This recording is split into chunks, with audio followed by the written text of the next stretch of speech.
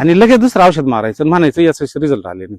आपली ही खोडच शेतकऱ्याची. आज एका औषधावर आपण रिझल्ट बघतीने दुसरं औषध मारून मोकळं व्हायचं, म्हणायचं मागचे रिझल्ट नाही आले, पुढचे आले. मारून 4 दिवस थांब ना, गपची बस ना, पाहत राहीन तिथं. तेवढं नाही करते. नमस्कार. आज आपण तेल्याबद्दल थोडं बोलणार आहे. पावसाचं वातावरण चालू झालं, आपली बागा आता शेवटच्या तोंडी खुडावर आले. ही बघा, ही एक तेल्याची फांदी या बागेत मला दिसली. या बागेला एक ऑइल गार्डचा स्प्रे झालेला आहे, त्याला तिथं जागेवर कंट्रोल झाला, पण शेवटी नुकसान ते नुकसानच. आत्ताही या बागेत 2 ते 3% नुकसान आम्हाला दिसतंय. या बागेत तेल्या होता, स्प्रेइंगनं तो आम्ही घालवला. संध्याकाळच्या वेळेला ऑइल गार्ड स्टिकर, चांगल्या क्वालिटीचं सिलिकॉन स्प्रेडर स्टिकर घेऊन फवारा आणि गच्च ओलं करा. त्याला तुम्हाला 100% कंट्रोल होईल. आपल्याला त्याल्यावर बोलायचं आहे. तेल्या म्हणजे काय, ही पहिली गोष्ट लक्षात घेतली तरच तुम्हाला तेल्या कंट्रोल सोपा जाईल. मित्रांनो, 1955 साली दिल्ली विद्यापीठामध्ये पहिल्यांदा ह्या तेल्याच्या जीवाणूचा शोध लागला. पहिली गोष्ट ही लक्षात घ्या का हा जीवाणू नाही, आपलं बुरशी नाही, हा जीवाणू आहे. आपण बुरशीनाशक मारीत बसतो, बंबा मारितो, जातो दुकानातून हे आण ते आण ते आण मारीत बसतो. पहिली गोष्ट ही लक्षात घ्या काय, ह्याला कंट्रोल करण्यासाठी आपल्याला जीवाणूजन्य बुरशीनाशक, ते जीवाणूनाशक बुरशीनाशक आपल्याला तिथं फवारायचे. त्याल्याबद्दल आपण थोडं, त्याल्याच्या जीवाणूबद्दल थोडं समजून घेऊ. 1955 साली दिल्ली विद्यापीठामध्ये 2 शास्त्रज्ञांना याचा शोध लागला का हा त्याल्या भारतातच निर्माण झाला, हा काही बाहेरून आलेला नाही. झॅन्थोमोनस ऑक्झिनोपोडस पुनिकाई याचं नाव आहे.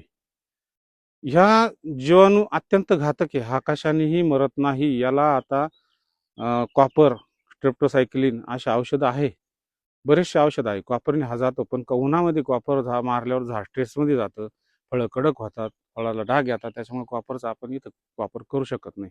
तर हा पसरतो कसा, हा अवजारांनी सुद्धा पसरतो, हा पावसाच्या पाण्याने सुद्धा पसरतो, हा माणसाने सुद्धा पसरतो, हा पक्ष्याने सुद्धा पसरतो. याला काळजी घ्यायची अशी का आपल्या बागेत जर त्याला आलं तर शक्यतो कोणाला एंटर करून नका देऊ. आणि आपण जर त्या तेल्याच्या बागामधून निघालो ना, हात लावून असं फांद्यांना, तर तिथून आपल्याला बाहेर दुसऱ्या प्लॉटमध्ये गेल्यानंतर तो लागण आपण घेऊन जातो. शक्यतो हातपाय व्यवस्थित धुवून, अल्कोहोलनी म्हणा, तुमच्या सॅनिटायझरनी म्हणा, याने तुमचे हात स्वच्छ करून, डेटॉलनी म्हणा, मग तुम्ही त्या दुसऱ्या बागेत जा. मग दुसऱ्याला आपल्यापासून नुकसान नाही झालं पाहिजे.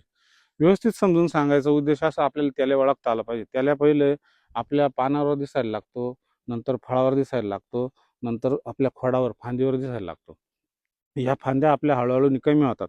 याला आपल्याला परत आपली बाग खाली झाल्यानंतर आपल्याला काय करायचंय, बाग खाली झाल्यानंतर जे आपल्याला कामं करायचे ते मी एका व्हिडिओमध्ये व्यवस्थित सविस्तर समजून सांगेल.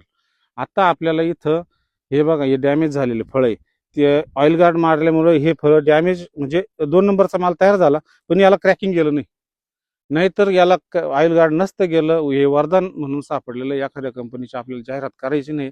आपल्याला शेतकऱ्यांपर्यंत चांगलं औषध, हे बघा, कमी खर्चात आणि नियंत्रण मिळतंय. 100 औषधं मारण्यापेक्षा एकच औषधानं तुमचं काम होतंय. फक्त मारताना तुमच्या बागेत व्यवस्थित ओलावा पाहिजे, हे औषध 100% पोहोचलं पाहिजे, आणि लगेच दुसरं औषध मारायचं आणि म्हणायचं याचे रिझल्ट आले नाही. आपली ही खोडच शेतकऱ्याची. आज एका औषधावर आपण रिझल्ट बघतीने दुसरं औषध मारून मोकळं व्हायचं आणि म्हणायचं मागचे रिझल्ट नाही आले, पुढचे आले. मारून 4 दिवस थांब ना, गपची बस ना, पाहत राहीन तिथं. तेवढं नाही करता येत. मित्रांनो, सोप्या भाषेत समजून सांगण्याचा उद्देश त्याला वाढून देऊ नका. आपल्या बागेत त्याला कंट्रोल करायला आपण आता पावसाळ्यात एक स्ट्रॅटेजी करतोय तयार, तिथं 100% प्रत्येकाला आपण त्याल्याबद्दल चांगली माहिती देणार आहे. कनेक्टमध्ये राहा, फॉलो करा, व्हिडिओ बघत जा. एक तरी पॉईंट आपल्याला कोणाकडून तरी चांगला शिकायला भेटतो. धन्यवाद मित्रांनो. व्हिडिओ आवडला असेल तर शेअर करा, फॉलो करा, लाईक करा, कमेंट करा, महत्त्वाचं. धन्यवाद.